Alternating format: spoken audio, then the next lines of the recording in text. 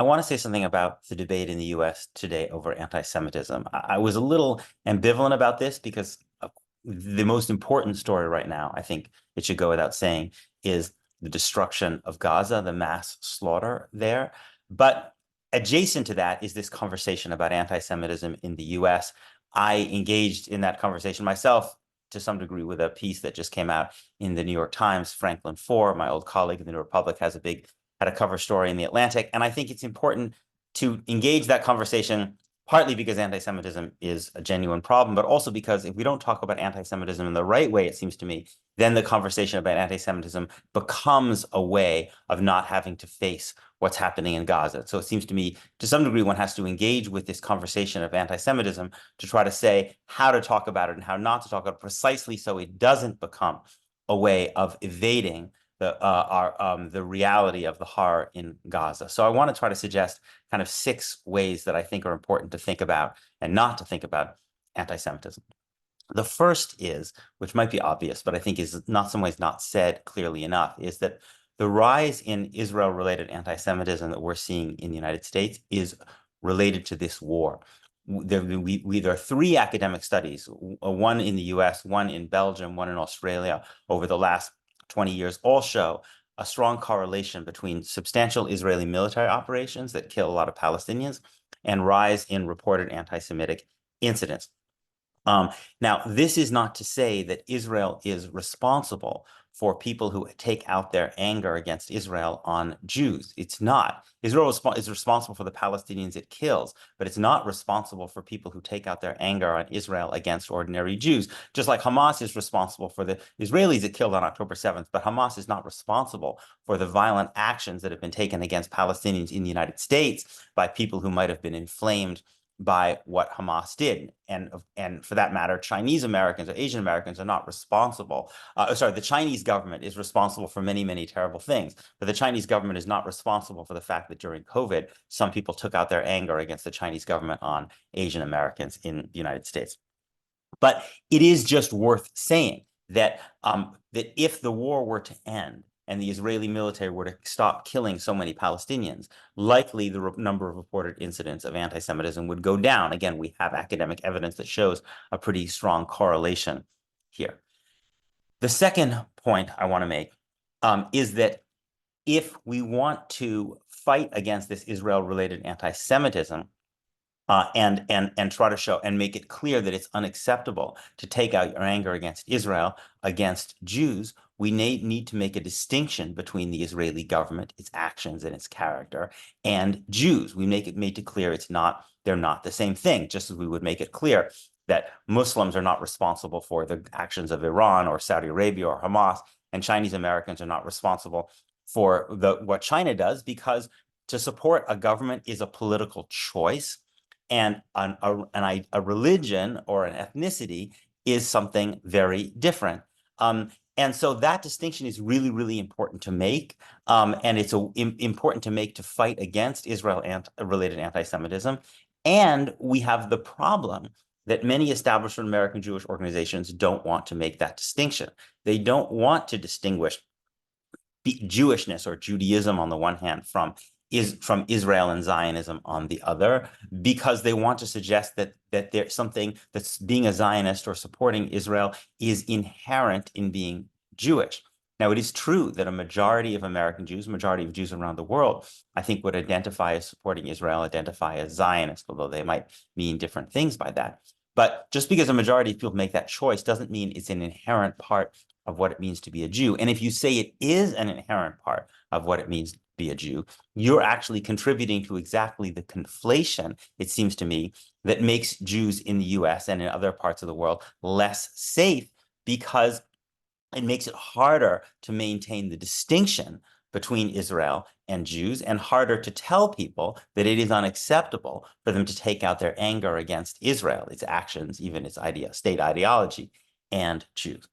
The third point I want to make is that not everything bad that happens, even everything bad that happens to Jews, is anti-Semitism, which is to say there's bad behavior that takes place, including against Jews, which is not anti-Semitic. So let me give an example. There was a speaker a while back at Berkeley, a pro-Israel speaker who was not allowed to speak. And there was a whole set of incidents around it. I won't go into the details, but basically protesters prevented that person from being able to speak. That to me is a problem. I really oppose that kind of thing. I think people have the right to protest, but they don't have the right to disrupt the speeches of people that they disagree with. And I think this is a problem on American campuses, this tendency to sometimes disrupt speakers that you disagree with. But was it anti-Semitism? Well, let's ask ourselves this question.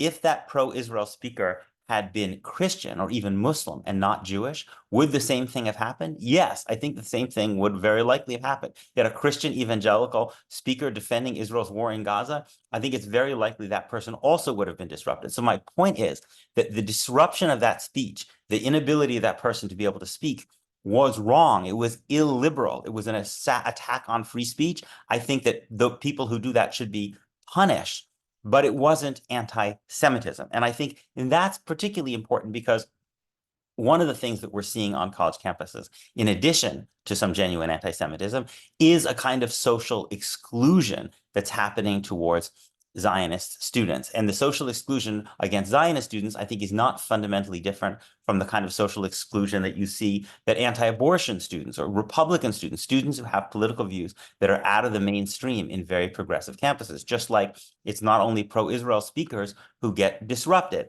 We know that Charles Murray got disrupted when he tried to speak at Middlebury. Milo Yiannopoulos, that guy from Breitbart, who got disrupted a while ago. I've actually written criticizing both of those disruptions. But the point is, there's a kind of intolerance that exists on leftist campuses that can express itself in some ugly ways.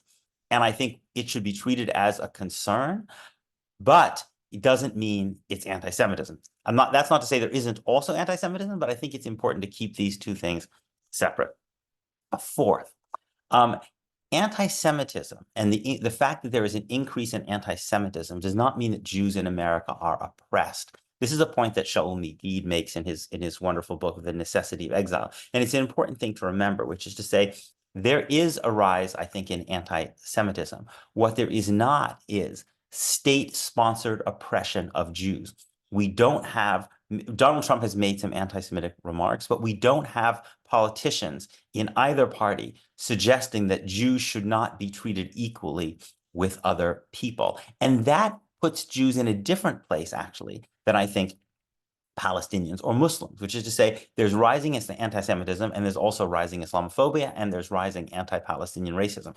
But the Islamophobia and anti-Palestinian racism are much more likely to be used by politicians to suggest that those people should not have equal rights. So for instance, Donald Trump said that Muslims should not be allowed in the United States. We have no equivalent of a politician saying something like that about Jews. Ron DeSantis, the governor of California, banned all of the Students for Justice in Palestine chapters at his state universities. We don't have anything like a governor in the United States banning any Jewish or for that matter, pro-Israel organization. So it's important to distinguish, I think, conceptually between rising anti-Semitism, which is a concern, and state-sponsored oppression, especially because when Jews think about anti-Semitism, we often hearken back to situations where the anti-Semitism was so dangerous precisely because it was actually being used by a coercive state that wanted to deny Jews basic equality. Fourth, the anti-Semitism debate is not like the debate about, let's say, anti-Black racism. And that's why when you often hear establishment Jewish organizations say, just like Black people get to define what anti-Black racism is, Jews should be able to define what anti-Semitism is. That's a mistake because the two debates are very different. First of all, there is not a consensus among American Jews about how to define anti-Semitism. So when the Anti-Defamation League or some organization says that you need to let us speak for the Jews and define anti-Semitism as including anti-Zionism, It's not equivalent to the NAACP speaking on behalf of Black Americans, because there's much more of a consensus among Black Americans about what constitutes racism than there is among Jews on what constitutes anti-Semitism. Jews are very divided on this question of whether anti-Zionism equals anti-Semitism, if only because a significant number of Jews themselves would fall under that definition of anti-Semitism if it equals anti-Zionism. Again, almost 40% of young American Jews in 2021 in the Jewish Electoral Institute poll said they consider Israel to be an apartheid state, which is essentially defined as an anti-Semitic attitude by America's Jewish organizations. And indeed, the Jewish scholars who study anti-Semitism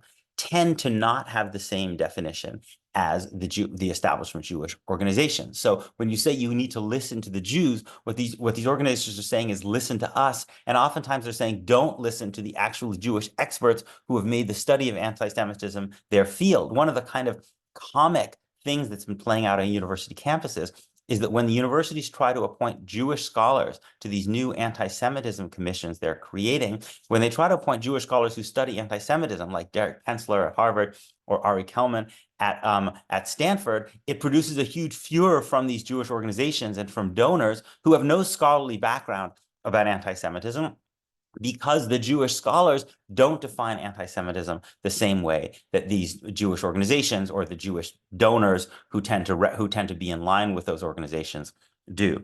And the last point to make is that anti-Black racism, the debate in the United States, is not being used to protect a particular government, right? We don't have a situation in which the government of Nigeria or Senegal or Kenya is basically making a push to define criticisms of those governments as anti-Black racism. We do have that in the debate about anti-Semitism. The Israeli government is very, very involved in that debate. And that makes it fundamentally different, right? Or another way of thinking about this would be, if you say that Jews get to define anti-Zionism as anti-Semitism because that's how some Jews feel, then why don't Palestinians get to define Zionism as anti-Palestinian bigotry, right? The point is there has to actually be some the point is you can't allow a group of people to define what this bigotry means, irrespective of the concerns of the other group of people who are actually part of this conflict in Israel-Palestine. The last point I would make, and this is something that Franklin Foer gets into in his piece in The Atlantic, but it's also been a subject, something that a bunch of other people have been writing about recently, this idea that we're at the end of a Jewish golden age in the United States because of rising anti-Semitism. I think that that idea does capture something real, probably, which is that it may be that the kind of high point of Jewish cultural influence, let's say, if you could measure that, has passed. And it's also true, I think, that there is rising anti-Semitism, but I don't think that the reason that the high point of Jewish cultural influence in America has passed is because primarily of anti-Semitism. I think it has more to do with the fact that as Jews have been in the United States longer, they are no longer as, in a certain kind of sense, culturally productive as they were before, or another way of putting it is, as Jews have moved further away from the immigrant experience, they lack the kind of hunger, professional and academic hunger, that leads them to excel in the way they did. And America is now a country with many, many people whose parents came in the post-1965 immigration. And many of those people who are closer to the immigrant experience from all parts of the world, I think, are behaving a little bit more like Jews did a generation or two ago, which is why their numbers at kind of very elite universities are going up and the Jewish numbers are going down a little bit. This, I think, is a kind of story of a kind of ethnic succession which has happened before in American history. And I think that, more than anything else, is the reason that we may be entering an era in which Jews don't have the same kind of cultural influence that they did maybe a few years ago. It's also the case that the United States itself doesn't have the kind of power in the world, and American liberal democracy is also more fragile than it was. But to suggest that the decline in Jewish influence in America is primarily because of a rise in anti-Semitism, I think, misunderstands what's actually going on. I hope to return, next week to talking about what's actually happening in Gaza and America's role there. But I thought it was worth throwing some of these things out there because I think the danger is that if we don't talk about anti-Semitism in a thoughtful way, then the conversation of anti-Semitism and the fear about anti-Semitism, a genuine fear, but I think a fear that's also sometimes inflamed, actually becomes a way of avoiding the conversation, an honest conversation about America's role in the horror in Gaza, and indeed about the organized American Jewish community's complicity in that horror in Gaza.